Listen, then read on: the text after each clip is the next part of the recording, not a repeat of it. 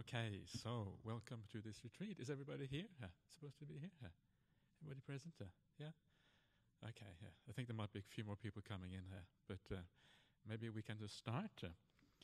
And just to start off, I'm sure you have already received some guidance from Bianca about how these retreats actually work. So you probably know all about the 8 precepts and this kind of things.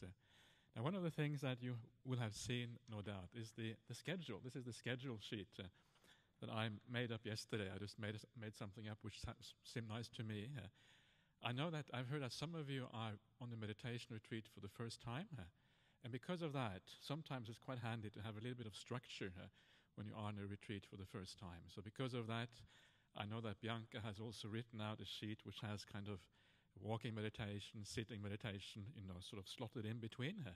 So that is there for your guidance. So if you feel like following that kind of structure, whereby you have a very clear sitting, walking, please do so if that's helpful for you. If you don't want to follow that, you don't have to. It's really up to you. It's your retreat, and basically you can do whatever you like on this retreat. It's very nice. If you don't want to come to the talks, don't come to the talks. If you don't want to come to the guided meditation, don't come to the guided meditation. Basically, do whatever you like. And then, when you do whatever you like, you can relax and you can feel at ease and you can have a nice retreat here. It is so important to be able to relax and to feel at ease. The purpose of a meditation retreat is to feel good, feel at ease, feel happy, feel good about yourself. That is the main purpose of this. If you don't feel good about yourself during meditation, and the whole purpose of meditation really is like destroyed.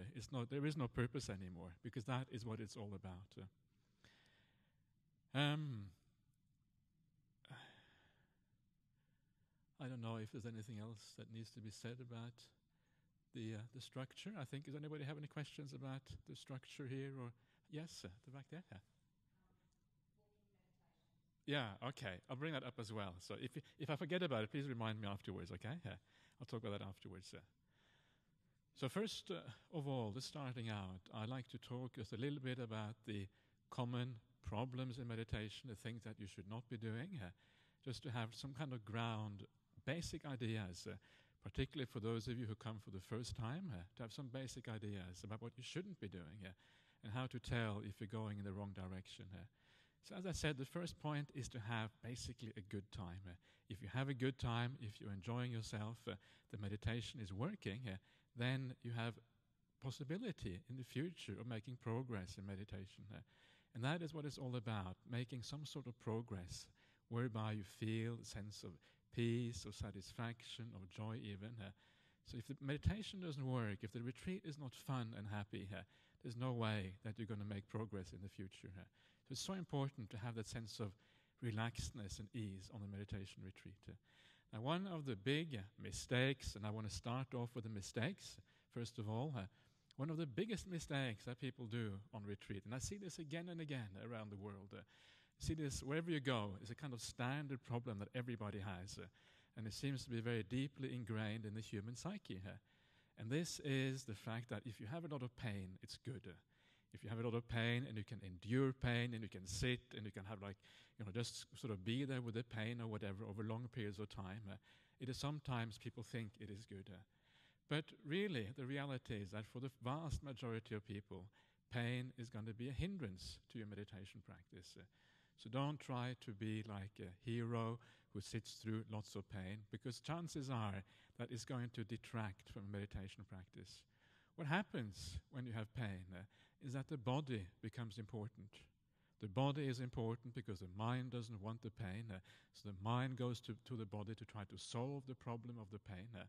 And because it tries to solve the problem of the pain, the body becomes important for the mind. And that is the last thing you want on a meditation retreat. Meditation is about the mind becoming peaceful. It's not to be concerned about the body at all. So pain is going to detract.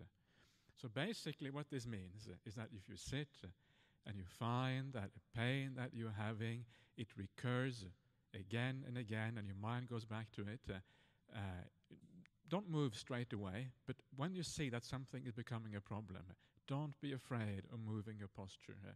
Don't be afraid of sitting on a chair or a stool if you have to. Don't be afraid of just moving your legs or moving your back or whatever it is you have to do. Do anything you have to do to feel comfortable. So when a pain, when you see that your mind goes back to the pain 2 or 3 times, that is the time when you should change your posture. So this is the first principle of meditation practice. Don't try to be some kind of hero in the meditation and sit with lots of pain. And this is not just me saying this. When you read the suttas, the way the Buddha taught the Dhamma, he said the middle way here. And the middle way, one of the extremes in the middle way, is what they call, in Pali, it's called Atta Kilamatanu Yoga, which means like tormentation of the body, tormenting the body here. And this is the wrong way, said the Buddha. Why? Because it's painful. That's what he said. It's dukkha. And meditation is not supposed to be painful. And of course, the other side of that story is the indulgence in the body. Now, the chances that you're going to be able to indulge too much is not so great on a retreat like this. But try to avoid, first and foremost, that pain in the body. The other disadvantage of the pain, not only does it take the mind out to the body, which you don't want, but also it tends to make you negative and sometimes upset and angry and irritated, because we don't want pain. We don't like that. And if you find yourself getting negative and upset or whatever in meditation, again, it's going to be a tremendous hindrance to meditation practice. Anger is exactly the opposite of what we're trying to cultivate in meditation. So for that, this is the first problem. Try to avoid, don't have too much pain. If you need to change your posture, don't be afraid of doing that. Don't look at what people around you are doing. If people around you are sitting for 2 hours, let them do that. It's fine. If you can only sit for 10 minutes, that's perfectly okay. Watch yourself. Look at your own progress. Look at your own body and mind. That is what is important. Don't worry about what anybody else is doing here. Now, the second danger in meditation that you should be avoiding is using too much force in the mind. And to understand what it means to use too much force, this is one of the reasons why the word concentration is not always a very good translation for meditation. The word in Pali is samadhi, and often, usually, it's translated with concentration. But usually when we talk about concentration in the Western world, we mean like forcing the mind onto a particular object for a sustained amount of time. And to understand the problem with that, think of yourself. If you are at work, for example, and you have to write a report, you don't particularly enjoy writing that report, or you have to read something you don't really enjoy. And what you have to do in those cases, you have to force your mind onto what you're doing. And you know that after a long day of having to force your concentration onto something, you feel tired afterwards. You feel exhausted. And this is the usual result of concentration in the world, is you feel tired and exhausted. So be very careful. That is the wrong kind of concentration in Buddhism. It's not about forcing your mind at all. It's a natural concentration that we're trying to achieve. It's a concentration that comes by itself because the meditation is relaxing, it's happy, it's joyful, it's peaceful, it has a sense of metta, kindness, love, compassion. Then it's easy to be in the present moment. It's easy to be with the object because it's beautiful. It's not difficult anymore. And then the concentration happens all by itself. So what you will find is that if you use too much force, then just like in ordinary life, when you use your mind to do a particular project, you get tired. And after a while, when you get tired, the mind starts to wander because it doesn't want to be there with the object anymore. You start to think about things. You start to fantasize about things. You start to wander all over the place. And you lose any sense of direction in your meditation practice. Or you get tired. You find yourself falling asleep, being slothful, the mind not being bright, the mind not being clear. And this is another example of what happens when the mind gets tired. Either it gets restless, you think a lot, or it gets tired and you don't get anywhere. So this is the result of using force in a meditation practice. So the most important thing is to allow the meditation to happen as naturally as possible. Don't use force. Allow the focus on the meditation object to come by itself. It is very, very important, I think. Otherwise, the vast majority of people use too much force, And they can get some way, but after a while the mind doesn't want anymore, it rebels, and all things start to go wrong. So there's two pitfalls that people often fall into. So what then should we be doing in meditation practice? And what we should be doing, what we're here to try to do, is to be able to sustain the attention on a meditation object. For example, if you do breath meditation, you want to be able to sustain your attention on the breath. So how do you do that? Well, to do that, first of all, you have to give rise to mindfulness. Mindfulness is the presence of the mind in the present moment. You're able to be here, right now, with a sense of clarity, with a sense of ease. You're just here, just now, and you can feel the moment. You're not thinking too much. You're just enjoying being here. That is what mindfulness is like. And that mindfulness is the starting point, usually, for meditation practice. That is what you should be aiming at, first of all, to try to achieve that mindfulness, that presence of mind. Now, to achieve mindfulness, the very first thing you need to do is to allow yourself to become peaceful. And how do you do that? Well, first of all, it's just in a place like this, it isn't that difficult. All you have to do is just to feel the atmosphere of this place. Go, whatever you do, it doesn't matter. You don't have to sit in here all the time. You can go for walks in the bush. You can walk around the retreat center. You can sit in your room. Whatever you do, it is not that difficult to feel the peace in this place. If you live in the city or any of the suburbs or whatever, this place is just so much more peaceful than anywhere in the city, anywhere in the suburbs. Just allow that peace to come into you. Feel the peace around you. And when you feel the peace around you, it starts to enter you. It starts to come inside, and your mind becomes peaceful, and you start to calm down. So try to feel the peace, and make sure that while you are here, make that peace a priority while you're here.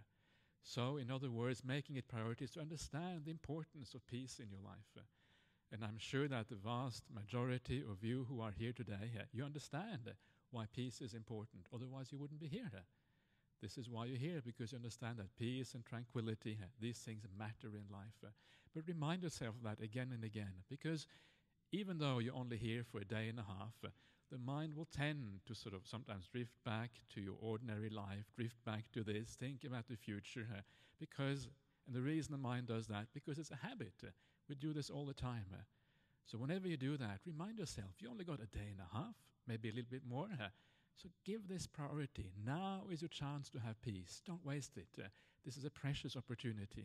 It may not come back again for a long time. So remind yourself the importance of peace. And when you remember the importance of peace, you know what peace feels like. It's a beautiful feeling inside. You feel at ease, you feel relaxed, you feel everything is nice. How wonderful that is. Remind yourself of the beauty and try to feel the atmosphere here in the retreat center. And as you do that, as you make the peace important, as you feel the atmosphere, you start to calm down. You become more peaceful. What you also can do, if some of you may have had some experiences in life where you have been very peaceful, bring those experiences to mind. Remember that time when you were absolutely still, absolutely peaceful. You had maybe lots of bliss in the mind. Everything was so beautiful. Recall that. And when you recall it, you will tend to resonate with that state that you had a long time ago, or whenever it was.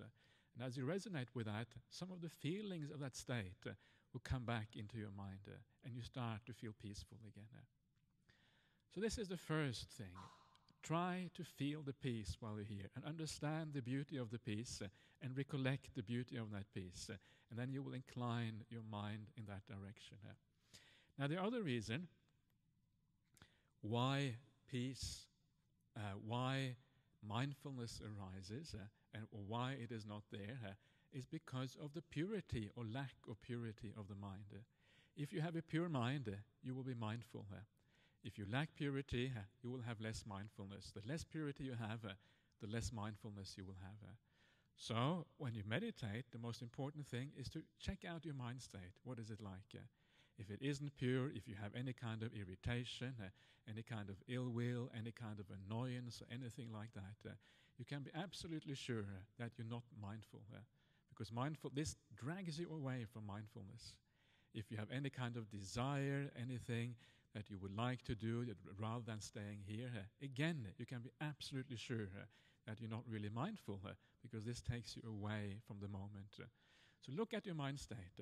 And if the mind state isn't pure, then the first thing to do is to try to overcome that negative mind state. Try to overcome the anger. And one of the best ways of overcoming anger and negativity and irritation is to practice metta meditation, loving kindness meditation. This is so important. In the long run, this is how you're going to overcome this major obstacle, which is like anger, if you like, or hatred or negativity. So use the metta meditation. I will teach a little bit about metta meditation on this retreat. I think it's extremely important. And metta meditation gradually will help you to increase and empower your mindfulness. And when the mindfulness gets strong enough, then you can actually start doing things like watching the breath. So these things go in stages, one thing after another. But be clear in your mind. Look at yourself. Are you pure? Have you got that purity there? Understand yourself. Come to know yourself. Know what's happening inside of you. And then you will know what you have to do to overcome whatever problem is there. This is very important, to come to understand oneself. So just watch a lot on this retreat. Watch your mind, learn about yourself. And for those of you who are more experienced, remember that any defilement of the mind is going to hinder the mindfulness. So overcome that defilement. Do what you have to get rid of those negative states of mind, because that is going to stop you from having success in meditation practice. So that is just a little bit of introduction on meditation and how to practice during this retreat. I'm going to give more direct instruction during the meditation practices themselves on how to become more peaceful, how to have more metta and all these kind of things. But before we go into our first meditation, I want to talk just a little bit about the meaning, the other aspect of this retreat. Because one aspect is the meditation aspect, the other is the sutta aspect. And I've been told I should say something about what sutta means, because many people here may have never heard that word before. And sutta is a Pali word, which actually the meaning of the word is not so important. It actually means something like thread. But essentially the meaning of sutta is a discourse of the Buddha. So the other aspect of this retreat is to focus on those discourses of the Buddha, what the Buddha actually taught. And the discourses that I have chosen for this retreat, which I see some of you have got with you, are discourses related to meditation practice specifically here.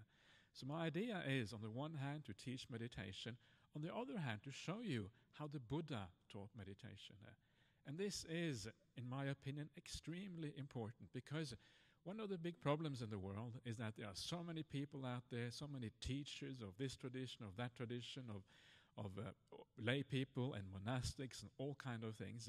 And sometimes people get so confused. What is meditation all about? What is Buddhism all about? What is this path all about? And really, there's only one thing that we all have in common as Buddhists, or people who are interested in Buddhism, if you don't consider yourself a Buddhist, and that is the teaching of the Buddha. This is the one thing that we all have in common, and it is the one anchor point that we all have. And because it is our one anchor point, we have to go back to the suttas to understand what meditation is all about. And in the end, to find out whether a teacher is good or bad, if you want to find out whether Ajahn Brahmali is a good or bad teacher, or anybody else is a good or bad teacher, you have to compare what they say with the suttas. It's the only way. It's not always easy to do that, because it takes a while to get kind of your head around the thought world, or how the suttas actually work. But after a while, you start to get your head around it, and then you can start to read the suttas on your own, and you can start to actually have some appreciation of what the real Buddhism is about. And this is what I want to do here. I want to help you, to sort of help you enter that world of thought, which is the word of the Buddha, and then relate it also to meditation practice, to make it very relevant for what we're actually doing here. And hopefully you will find that inspiring and interesting. And after a meditation we're going to do shortly, I will start the first sutta reading straight away here. So that is the suttas, the word of the Buddha. I was also asked to talk a little bit about walking meditation, Maybe I will do that tomorrow morning because I think otherwise it might get too late. So I suggest now that we do a short meditation first of all, and then we do a sutta reading afterwards.